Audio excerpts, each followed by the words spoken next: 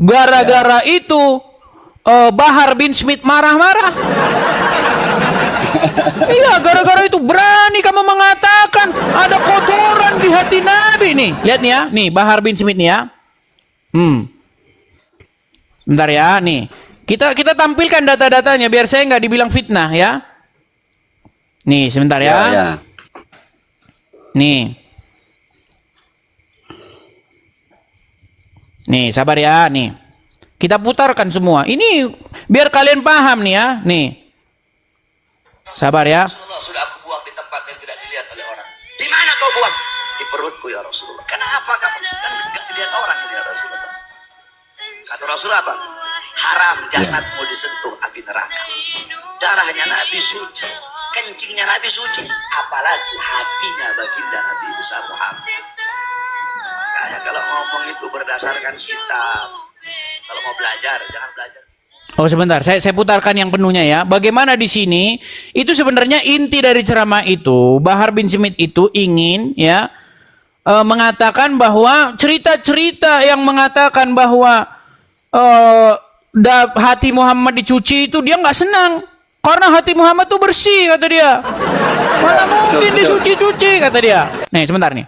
Ya. Nabi suci, darahnya Nabi Muhammad suci.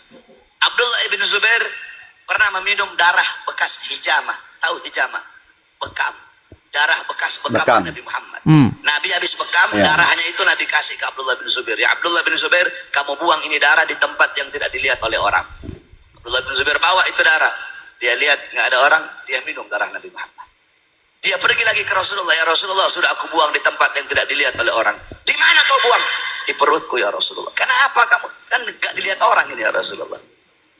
Kata Rasulullah apa? Haram jasadmu disentuh api neraka. Darahnya Nabi suci, kencingnya Nabi suci, apalagi hatinya baginda Nabi besar Muhammad. Makanya kalau ngomong itu berdasarkan kitab. Kalau mau belajar, jangan belajar di Google kamu. Belajar sama kitab-kitab salah. Oh.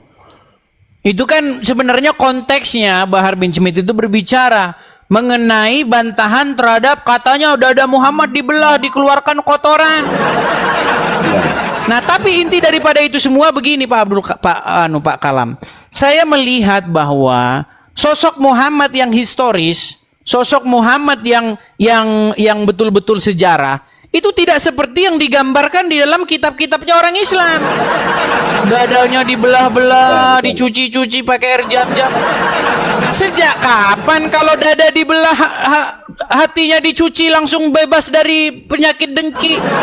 Makanya saya pernah bilang kepada orang-orang yang memiliki penyakit dengki, ya, susah ngelihat teman senang ngelihat teman susah.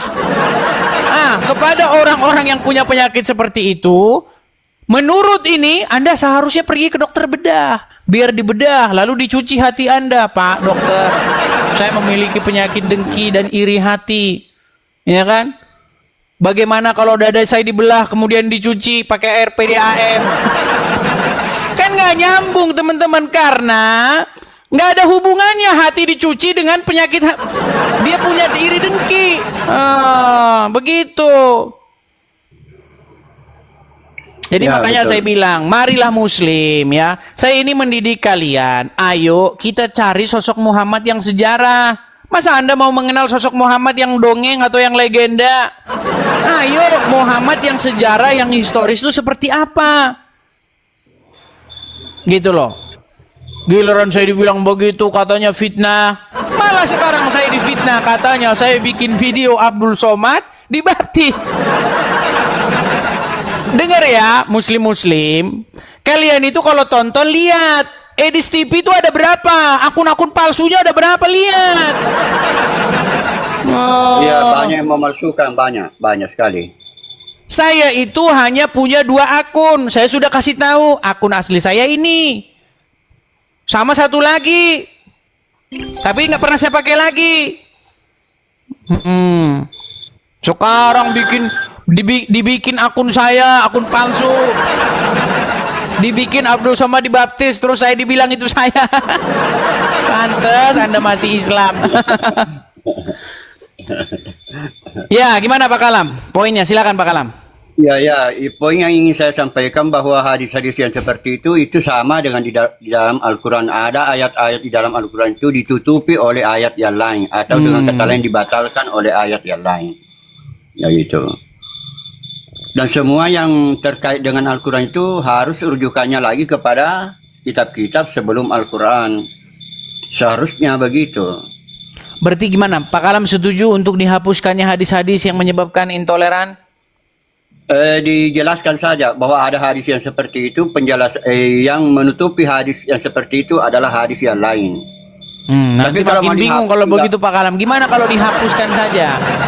Ya, lebih baik dihapus. Nah, mantap teman-teman, dihapus ya. Saya dukung lebih baik dihapus. Oke lah, lebih baik dihapus. Terima kasih Pak Kalam ya. Semoga Ya, ya sama-sama.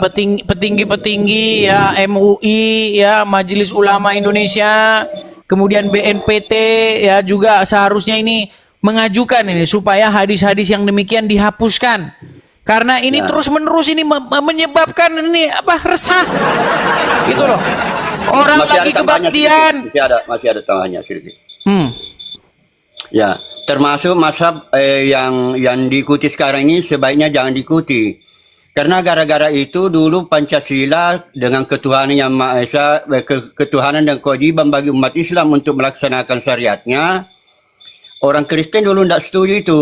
Karena mazhab yang sekarang ini itu kalau orang Islam mencuri babi tidak dihukum. Orang Islam mencuri alat musik tidak dihukum. Itu mazhabnya Ustaz Abdul Somad itu. Oke, saya punya satu video Pak Abdul Kalam ini ya, Pak Kalam ya, Ibnu Kalam. Nih misalnya ini ya. Sebentar ya. Jadi mencuri babi tidak dihukum, mencuri alat musik tidak dihukum. Itu bermasalah besar mazhab di Indonesia. Nih, ada seorang santri, bagaimana santri ini dia mencuri dia di Alfamart, terus katanya sah itu mencuri barang Yahudi. Ada Pak Kalam. Nih, inilah contoh-contoh karena mazhabnya itu. Mazhab yang diikuti. Saya tampilkan ya, nih ya. Nih saya tampilkan. Nih. Ketika Anda nih misalnya nih ya nih.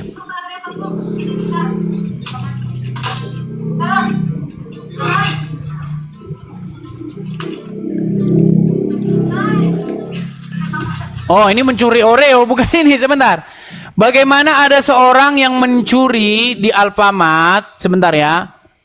Nih, sabar ya, sabar. Saya klik dulu ya. Mencuri barang Yahudi. Bagaimana ada seorang mencuri, nah ini lihat nih ya nih. Oh, ini tidak suaranya, sebentar. Sabar. Mencuri barang Yahudi, sebentar. Bahkan Yusuf Mansur kan ambil barang di supermarket halal. Karena Allah yang menciptakan segala sesuatu.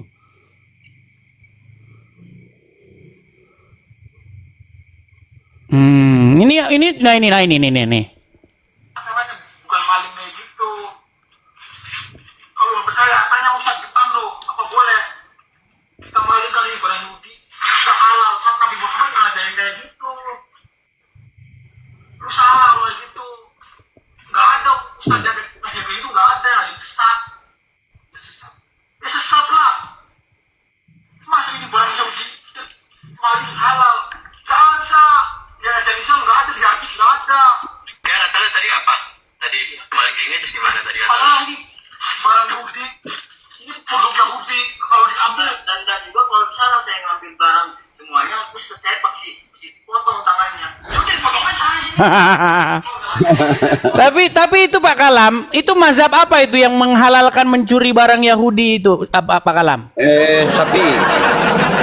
Tapi mazhabnya Ustaz Abdul Somad. Boleh mencuri barang Yahudi, mengambil barang Yahudi. Sepertinya begitu. Bahkan mengambil barang di supermarket menurut Ustaz Yusuf Mansur kan diambil saja kan, tidak usah bayar. Karena segala sesuatu diciptakan oleh Allah. Jadi Allah yang punya barang itu. Kan bermasalah besar. Ya, jadi teman-teman, makanya ketika saya meminta supaya ajaran-ajaran yang demikian itu dihapuskan, demi Betul. apa? Supaya Betul. apa? Supaya kita itu ya bisa hidup tentram dan damai. Orang mau Ya. kebaktian silahkan. Orang kebaktian dibubar-bubarin. Untung tidak diambil alat musiknya. Karena seandainya mereka tahu bahwa mencuri alat musik tidak haram. Oh, Untung. ya. Ya. Oke lah Pak Kalam, terima kasih Pak Kalam. Ini Anda setuju ini. Jadi sekali Bagi- lagi ya saya